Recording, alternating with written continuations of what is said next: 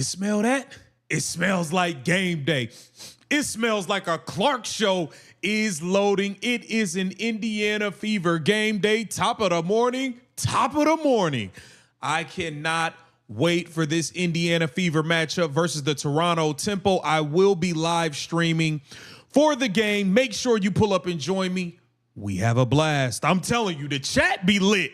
The chat is super lit on game day. I'm live. I'll be live about 30 minutes before, and I'll be live all throughout the game. Then I'll be coming at you with that post-game video. You already know how. You can absolutely feel the electricity in the air right now. It smells exactly like game day, and more importantly, it feels like an absolute masterclass is currently loading. The Indiana Fever are preparing to step onto the hardwood to face off against the Toronto Tempo, and the stakes for this matchup could not possibly be higher. We are witnessing a massive, undeniable power shift happening right in front of our eyes. After a completely chaotic start to the season, a generational superstar has finally forced her head coach to wave the white flag and abandon a broken system.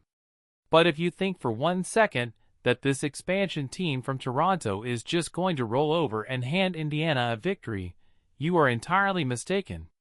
Every single possession tonight is going to be an absolute war.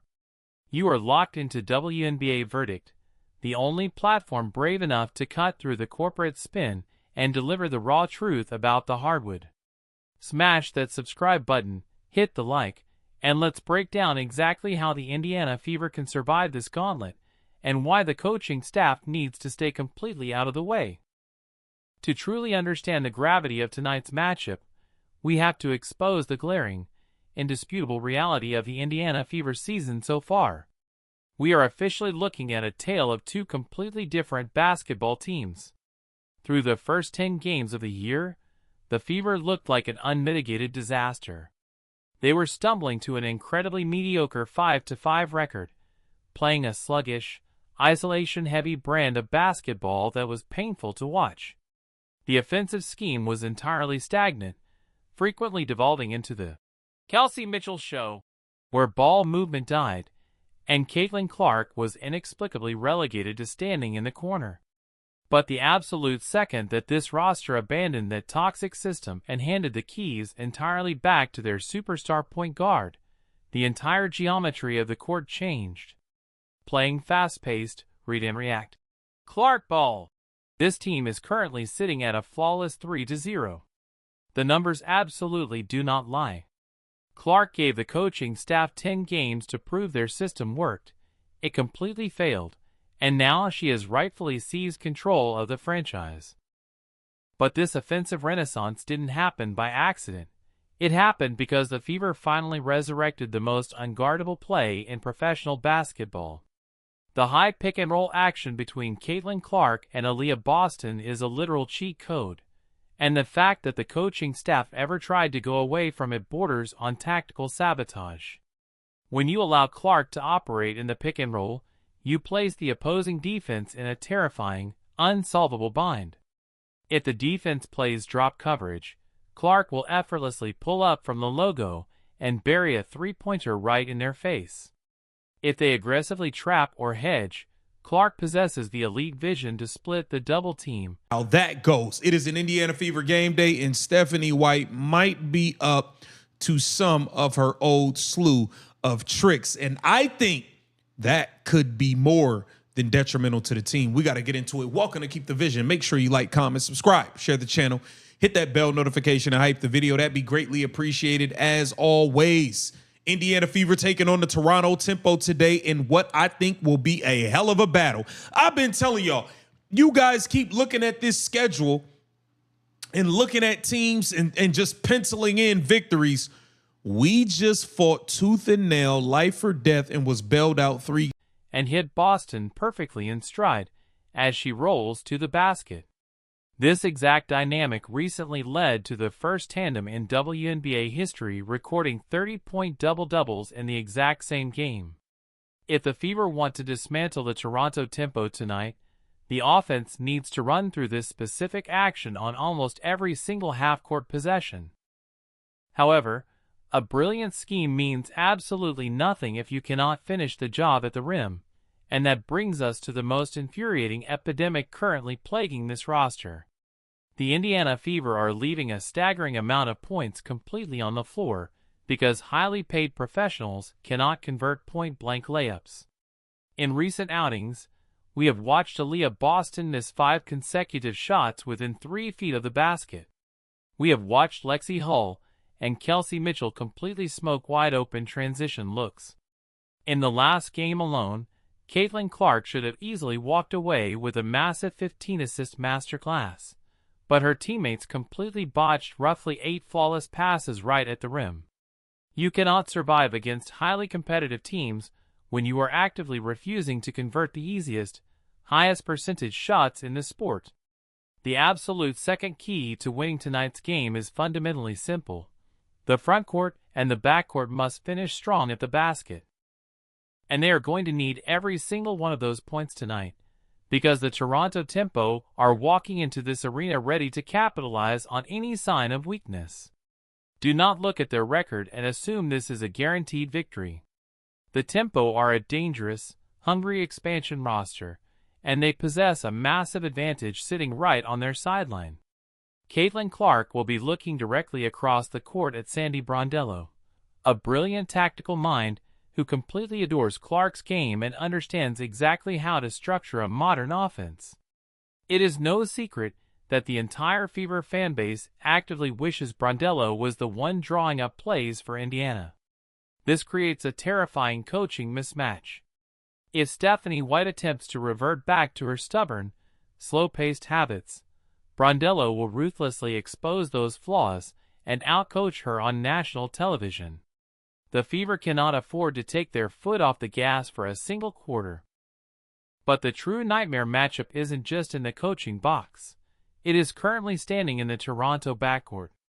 The Indiana Fever defense must find a way to neutralize the incredibly lethal duo of Brittany Sykes and Marina Mabrey. Sykes is an absolute terror right now, averaging 20 points and 4 assists a night by aggressively putting her head down and slashing violently to the rim. The Fever are notoriously one of the worst defensive teams in the league when it comes to committing foolish fouls. Caitlin Clark and Kelsey Mitchell cannot afford to reach in and pick up 2 quick fouls in the first quarter trying to stop her penetration. Games in a row by Caitlin Clark versus bottom-of-the-barrel teams. Every game is going to be a war because this Indiana Fever team is not that good, poorly constructed. That falls on GM Amber Cox. And we have the bonehead Stephanie White, who could potentially be up to some of her old ways today. Now, we know Caitlin Clark is going against somebody who absolutely adores her and somebody we wish was coaching her. Sandy Brondello. Sandy, we love you, girl. We all wish Sandy Brondello was the one coaching Caitlin Clark and not this bonehead we have in the head coaching seat. But our defense must commit to staying in front, keeping their hands completely visible to the referees, and forcing Sykes to finish over vertical contests. You absolutely cannot allow her to dictate the pace of the game from the free throw line. And while the defense is attempting to wall off the paint against Sykes, they cannot lose sight of the explosive perimeter threat waiting on the wing. Marina Mabrey is the definition of a microwave scorer.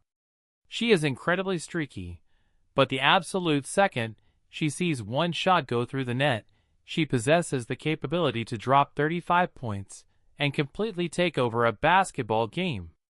The Fever guards must fight over the top of every single screen and refuse to give her an inch of breathing room. Mabrey is also notorious for deploying highly physical, frustrating tactics to get under the skin of her opponents. The Fever must maintain their absolute composure, ignore the extracurricular noise, and execute their defensive rotations flawlessly. If Indiana allows Toronto's backcourt to establish their rhythm early, it is going to be an incredibly long, miserable night on the hardwood. While the starting 5 battles it out, there is a massive void hovering over the sideline that urgently needs to be filled. The Indiana Fever possess a glaringly thin bench, and if they want to secure a victory tonight, someone outside of the core rotation has to step up and deliver legitimate production. With Raven Johnson potentially sidelined with an ankle injury, the depth chart is incredibly vulnerable. We saw Sophie Cunningham step up tremendously in the last outing, closing the show with a brilliant solo run in the fourth quarter. We have seen flashes of brilliance from Myisha Hines-Allen, but the team cannot survive on sporadic, unpredictable bench scoring.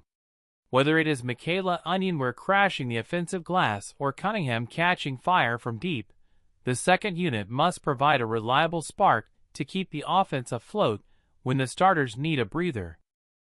Ultimately, this entire game rests on the shoulders of one individual, and it isn't a player on the court. Head coach Stephanie White is officially out of excuses. The sample size is crystal clear, the statistics are undeniable, and the fans have completely lost their patience with the sideline ego.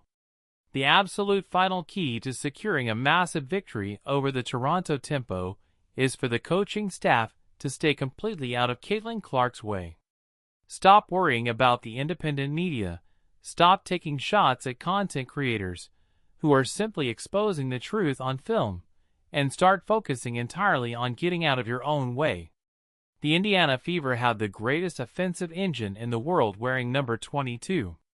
Give her the basketball, space the floor, and let the superstar do exactly what she was drafted to do.